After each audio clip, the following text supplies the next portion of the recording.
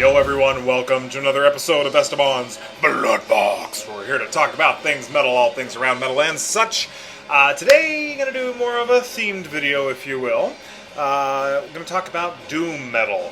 Now, this is, as we all know, subgenres, microgenres, whatever you want to call them, all these different splits of metal are, just for fun. That's the way I look at it. It's a fun way. If you like something and you like a certain vibe, it's a good way to find other music that's like it. Lots of things can get pigeonholed into stuff when it's not necessarily appropriate. And it can get a little hardcore with people thinking things have to be true to a genre and such. It's fine. Everyone's opinions are fine on that, but personally, I like genres just to find similar things within a vein that I like. Doom metal is kind of one of those that has a lot of splits within itself. So, as you've heard me talk about, one of my favorite genres is funeral doom metal. Funeral doom metal is very different than the kind of doom I'm going to talk about today. You have death doom, blackened doom, any mixture of those things. That's sort of a set within itself. Then there's this other form of doom metal, which is usually has a very strong throwback to the 60s and 70s. There's some psychedelic stuff going on. Early Black Sabbath is a massive influence on that. The Obsessed, obviously, later on, are a big influence. So you have a lot of that going on. Real quick, what we're listening to in the back, one of the bands that has been a straight throwback to that era, especially the 60s, Uncle Ass and the Deadbeats. We are actually listening to my very own unofficial bootleg, however you prefer to say it, copy that I made myself. I purchased these albums, both Bloodlust on one side, Mind Control on the other. I purchased those back in the day when I was using iTunes to purchase music, and then decided to go ahead and dub myself a cassette to listen to. So that's what we got going on in the background. They will pop up in this as well. I'm just going to show off lots of bands in this genre, whole labels dedicated solely to this genre, lots of stuff going on. Just going to share some of my favorites, some of the ones that got me into this aspect. As most of you know, I'm a big black metal guy, atmospheric black metal guy. I like a lot of that stuff. But doom was one of the earlier genres I kind of got into when I was really starting to transition into metal. Now you've heard me talk about, there's lots of different things on that journey of getting into metal, lots of different influences, lots of different things playing into that.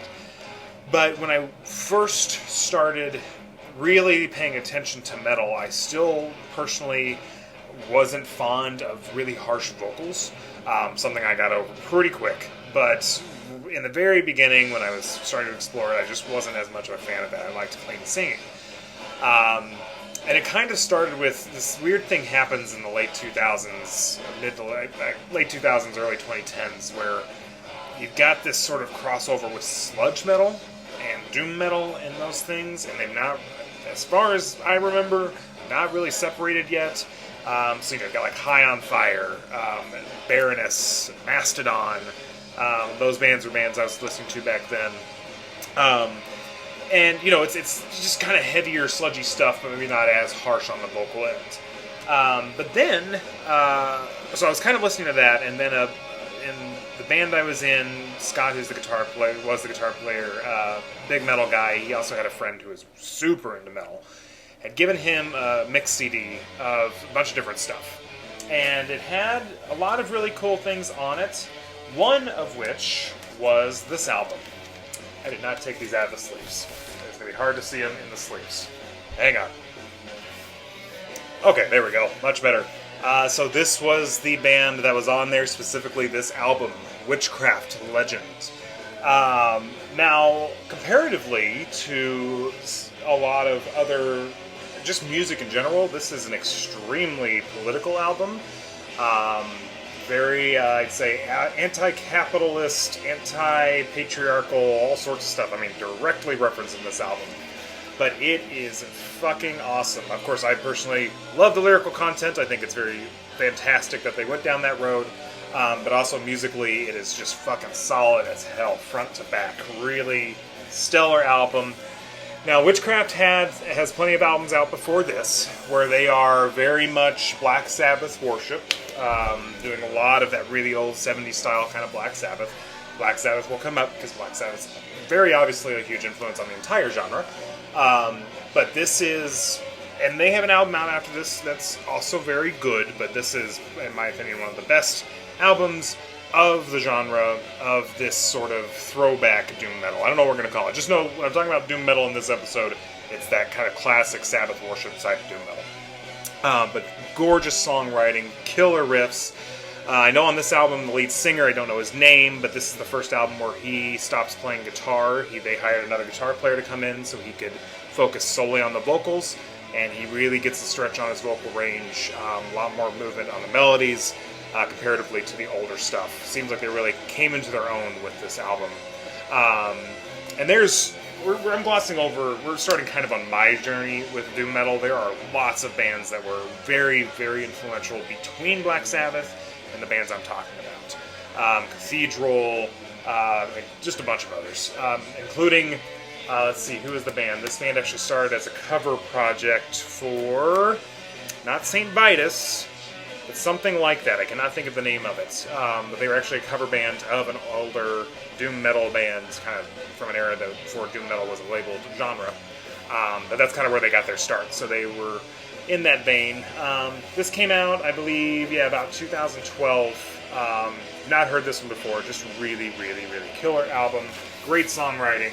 Very powerful lyrics. And one worth checking out. So that was the album, and there's other stuff too on that label. I just don't have the on that CD. I don't have the vinyl of it. It's very expensive. One was Spirit Caravan, which is a really cool album. I should know this guy's name, but I don't. It's the same guy that was in The Obsessed. He's also he was in St. Vitus, and a bunch of others. He has lots of projects. He had an album, a band called Spirit Caravan also, which is just a really cool doom album. Look it up if you haven't heard it before. Check it out. Very expensive to buy because there's not a lot of copies out around of it, but definitely a cool album. So that album, I heard that, I was like, yeah, this is really fucking cool. I can get into this. It's dark, it's moody, it's definitely metal, it's got some riffs and stuff, but again, at the time, before I was really jumping into the harsher vocal stuff, that was very appealing to me. And I still love that album to this day. And before I go any further with the newer stuff, it was about that time too, I was like, okay, this is the genre of metal I like. So I started looking backwards, of course, looking online, finding out Black Sabbath is a huge influence. Of course, I had listened to Black Sabbath before. Had never really delved into it a lot, but of course knew them from my younger years. And as I was listening to it, again, personal opinion here, I am not a fan of Ozzy-era Sabbath. There are obviously some fucking killer songs. Children of the Grave is a fucking banger. It's badass.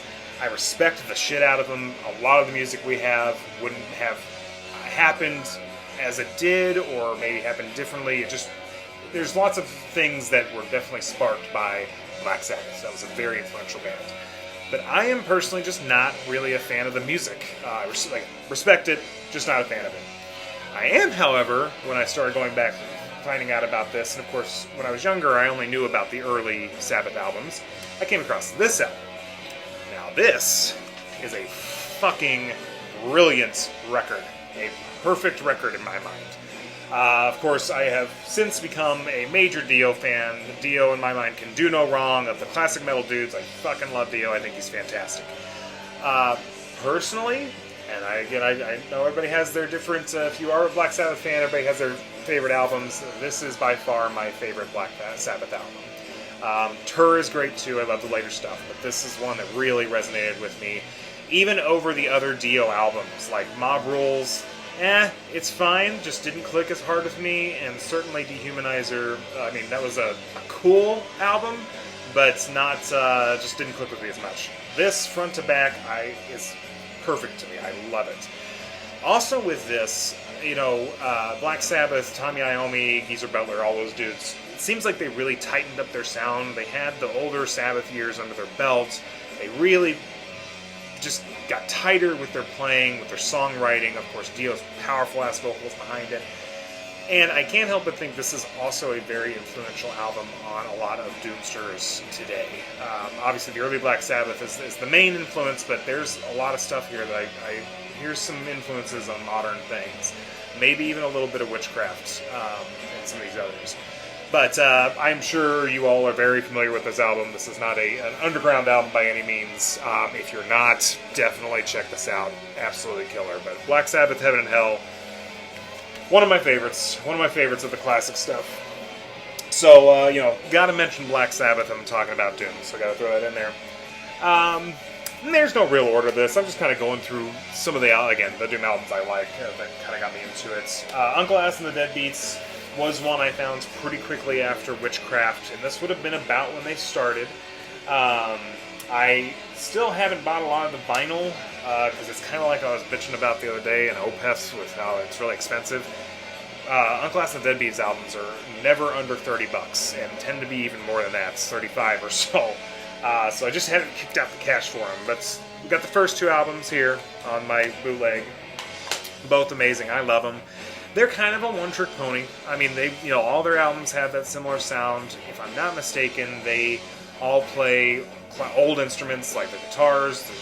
All they're playing are from the 70s. The amps are from the 70s. They really try to stay true to that classic rock or doomy vibe.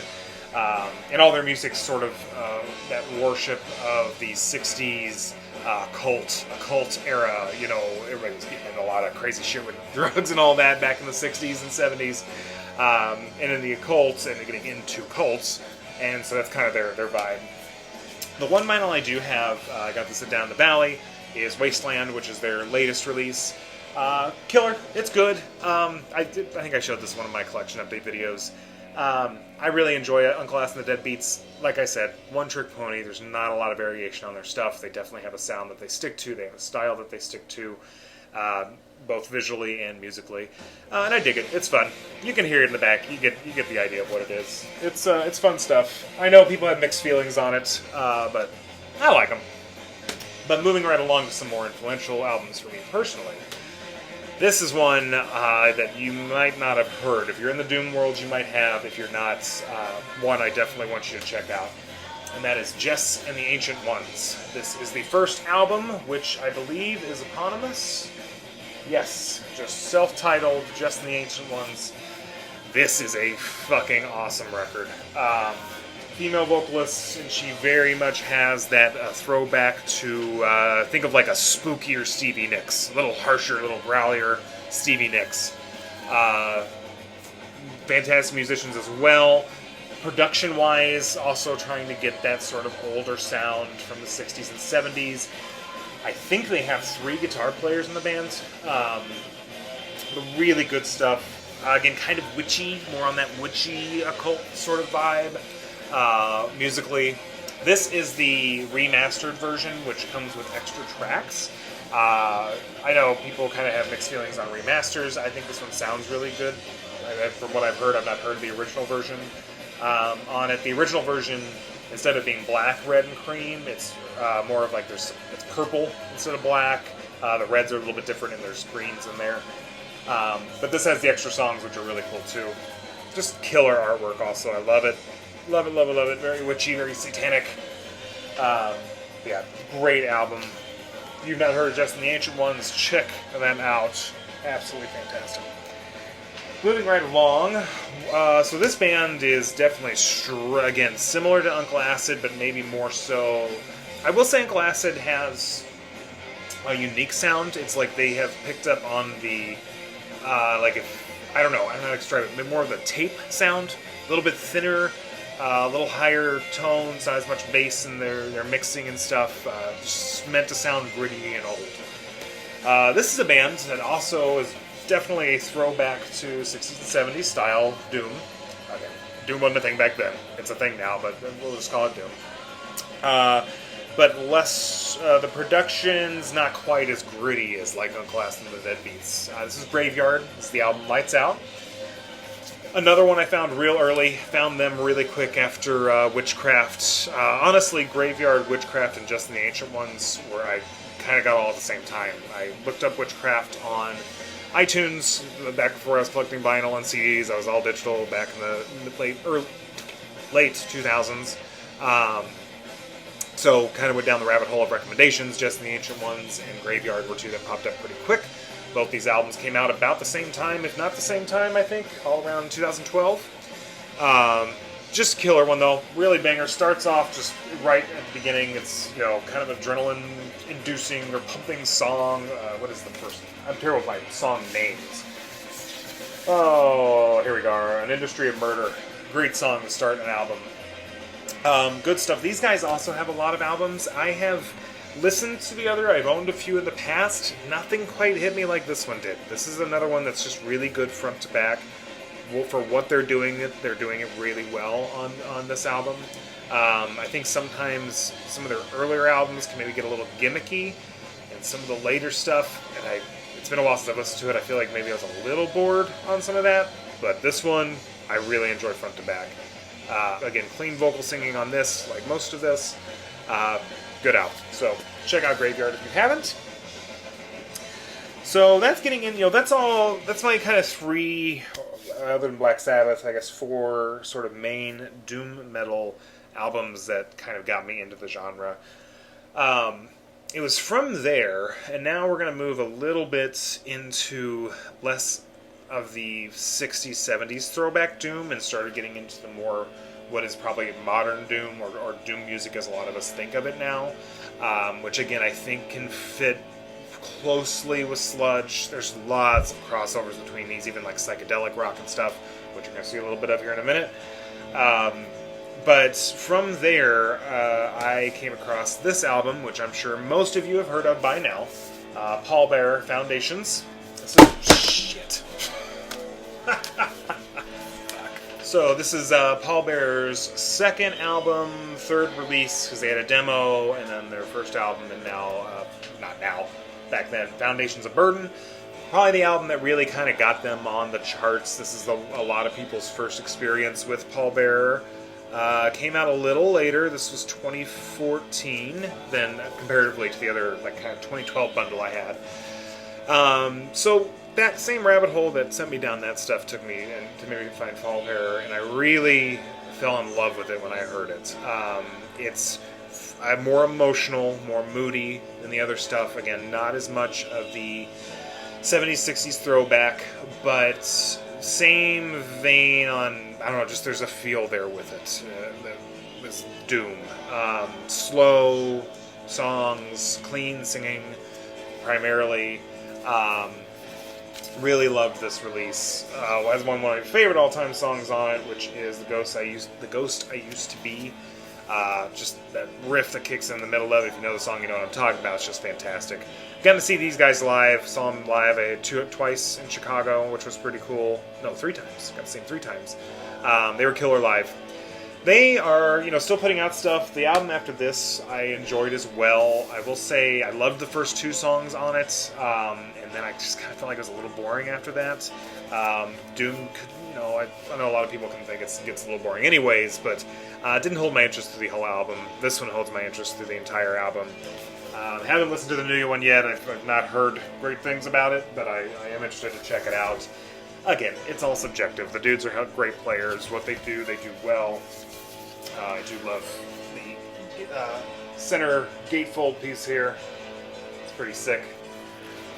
But yeah, Paul Bearer, again, I'm sure you all have heard of Paul Bearer. I'm sure many of you have opinions on Paul Bearer, which is completely understandable. They are not for everybody. Some people love it, some people think it's a snooze fest. But it was definitely one of the ones that was early for me when I was really going down this vein. And we're going to jump to much later here real quick, because if you like Paul Bearer, or if you don't even like Paul Bearer, but certainly if you do, a band to check out that I had just recently found out about, and this was released in, it does not have a date on it, but it was when we moved to Minnesota, so it's going to be at least 2018, if not 2019. Nixa, a band I found on Bandcamp, pre-ordered it the second I saw you could, because I loved what I heard. This, it's kind of shitty to compare bands to each other, because everybody's doing their own thing, right? Even if there's some similarities. But I feel like this is if you were going to compare it, I would say this is the same kind of doom as Paul Bearer, same vein, but a little more maybe interesting and a little tighter in what they're doing. Gorgeous songs, definitely one worth checking out. It's just this is a really great album, and I have not seen this band or name get passed around a lot. But if you are into Doom, and especially if you are a Paul Bearer fan, check these guys out. And like I said, if you're not a Paul Bearer fan, give this a try, because you might like this better. Just a little more to it, a little more guts to it, I'd say. But Nick's Opus Tierra is the name of the album. Really beautiful. Just for the hell of it, why not? I've got your attention. I'll show you the color of it, because I got the color version. I can't really remember what it looks like. Let's see if it's anything interesting. It's been a little while since I pulled out my Doom stuff. I've been on a death and black metal kick.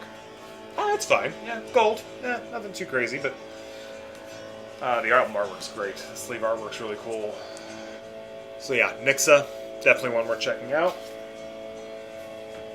And so, again, as we've been saying, there's lots of crossover between all this stuff. Something I've repeated a lot and probably will continue to do so in many videos. Another aspect of Doom that can get folded in is psychedelic type music. Again, same era, 60s, 70s. Definitely has the same roots from its influences. Desert rock, things like that. Kios is a good example. Definitely a band, I think, that inspired a lot of Doom stuff later on. Certainly one that inspired more of the sludgy stuff, but they also had like a desert rock psychedelia to them. But a band I found, and I actually was at the concert where I got this shirt. I went to go see Castle, another Doomster band, husband and wife team. Dig them as well. There was an opening band I saw called King Buffalo. Had never heard of them before. And they jumped up. They were the second act right before, they were the one that came on right before Castle.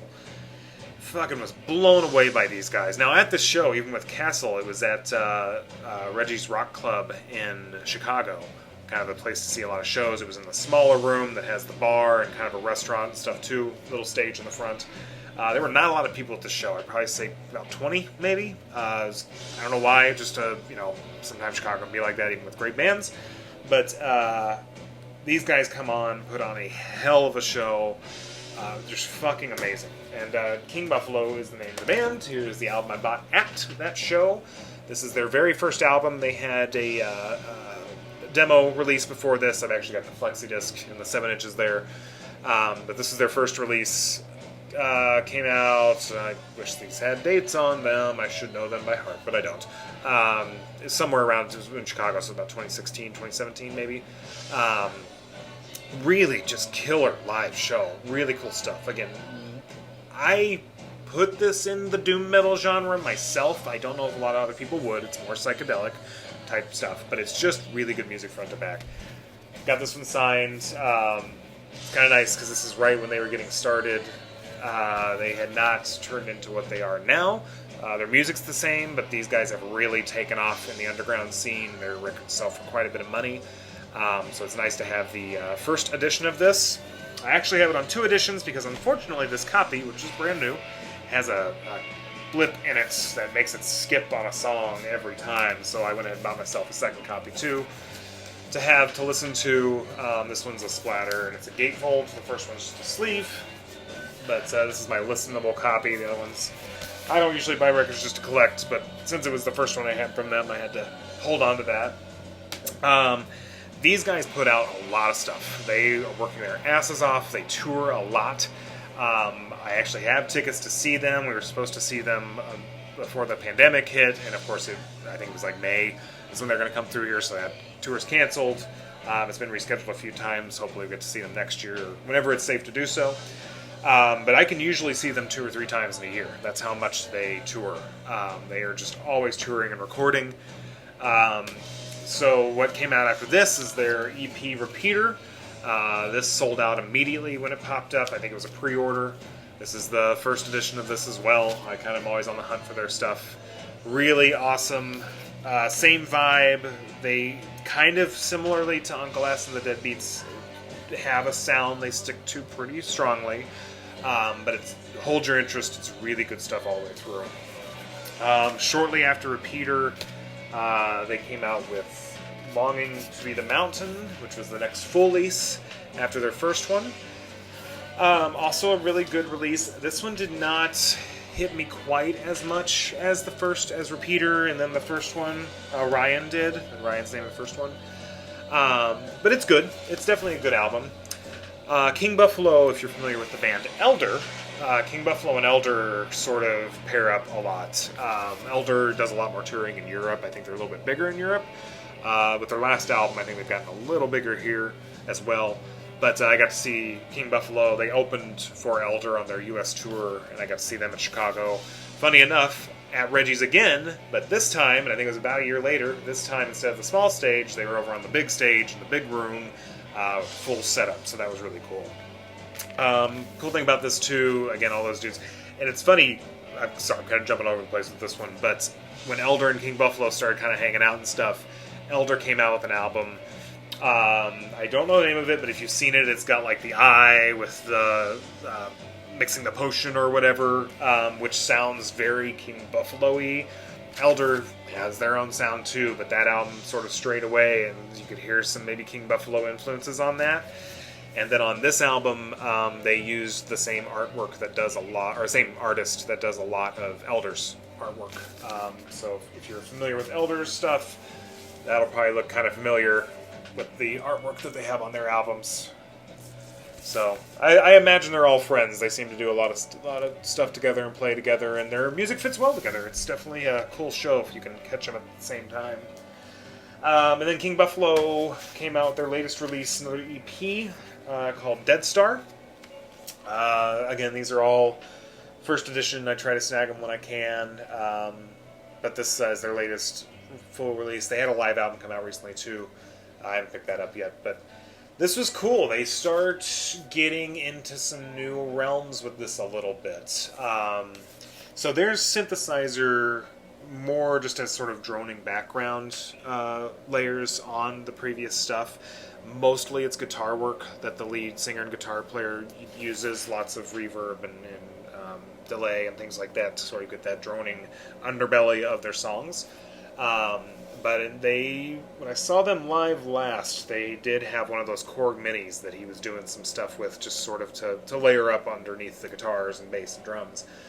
And on this one, they have a straight-up, full-on synth song on it, and it was a really cool surprise. I really dug it. It tugged at my dungeon synth heartstrings when I heard it. But it fits right in with what they're doing. They still have that psychedelic vibe with it. I imagine it's because this one... all their albums sort of have a sort of space theme to them, but this one probably the most so. So it fits in really well. One of my favorites. This might be... after Orion, I would say this is my next favorite album. Again, Longing to Be the Mountain just didn't quite catch my attention, but this one is fantastic. So, of this, I've talked about King Buffalo a lot. If you've not heard of King Buffalo, check them out, especially if you want something a little different, if you're in the same rut. Might be something cool to check out, see what you think of them. Good stuff. So, that's my quick rundown of my sort of Doom journey. Again, as I'm sure many of you know, it's a massive genre with lots of tentacles going out to lots of places. But this was kind of my core with what I listened to with them. So I hope you enjoy it. Hope you're all doing well and staying safe out there, my friends. Stay healthy, be kind to each other, and we will see you soon.